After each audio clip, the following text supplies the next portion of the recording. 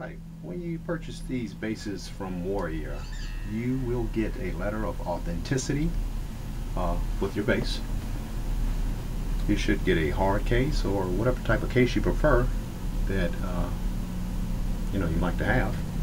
You got hard cases. Jay's got some really nice alligator cases.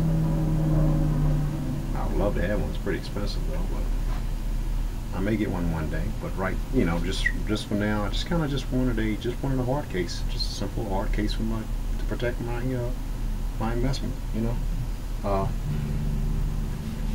Jay has got Warrior cords. It's actually got the Warrior name on it. It says Warrior Anointed Handmade Instruments. I don't know if he's got other colors, but this one happens to be yellow and black here. And the Warrior strap. I was kind of blown away when I saw that. I was like, wow. It's actually a leather strap there. And he's got Warrior pressed in that thing. And as you can see, the strap locks on there also. See how it inserts into the base there. And I'll talk about that right now, matter of fact.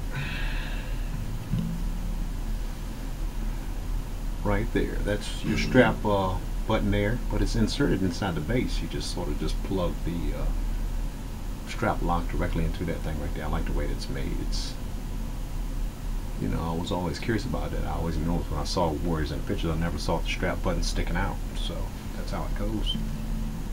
Same thing back here. Inserted into the body there. And as you can see, that hole there, that's where being this is a 4-string, you only have one hole there. If this was a 5-string, you have two. You have a hole for your E string and for your B string. This is a 4-string, so the actual E string goes through the body there and through the bridge.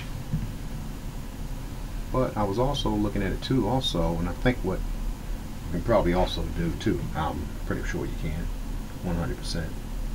You can actually just if you want all 4 strings to mount in the bridge, you can do that also. You don't have to put that one string through the body. It does give it a little thicker sound. I did notice it.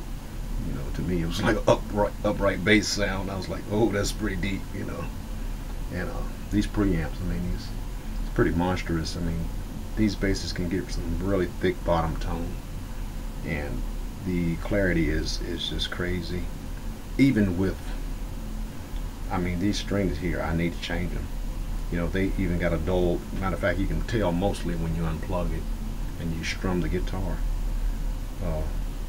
Strings sound dull, but they are still crystal clear because of the preamp. The preamp with these Bartolini's. I mean, yeah, but I love this bass. And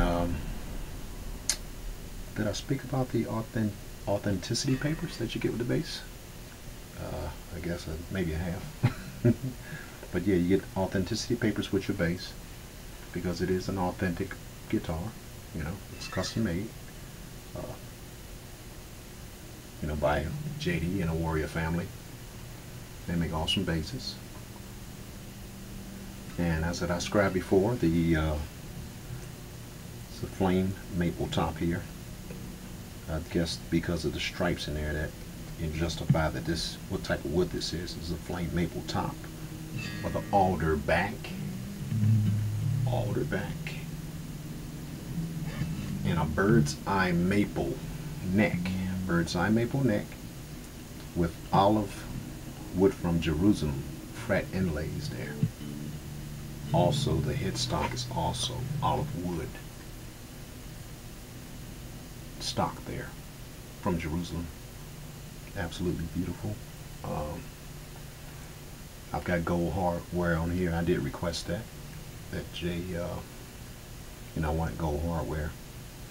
I just kind of like what it does, to a guitar. To me, it sort of just brings it out. And you got your what Jay calls a fat boy here, and a jazz pickup here. Most configurations of pickups with this particular configuration are normally the opposite, but I think this configuration that a Warrior does, it works really well.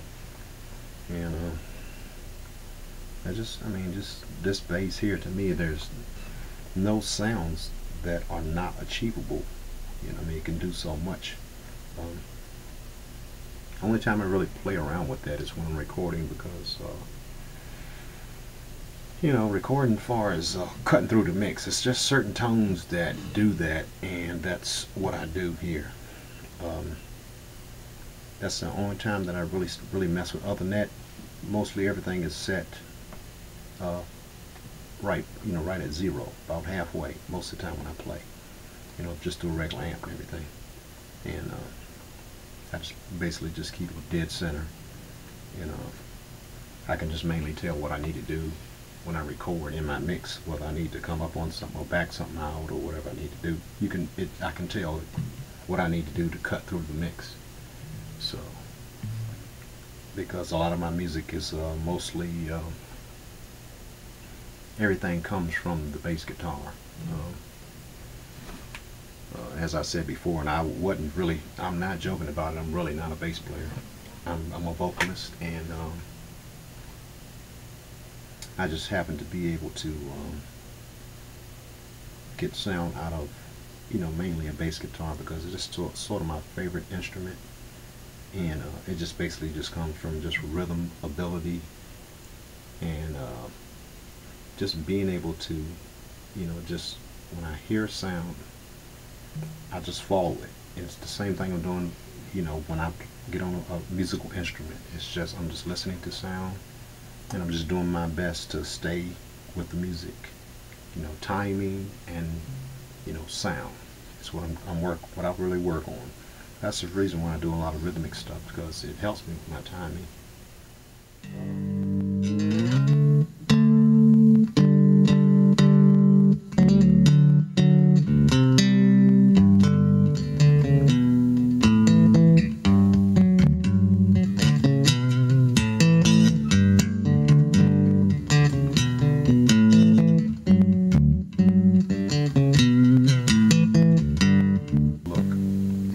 As you can see, I have the back off, and the reason why I did that is because, you know, I sort of, on my last presentation about the DRAN 5, I explained that how impressed I was with the installation of the electronics and how neat everything was.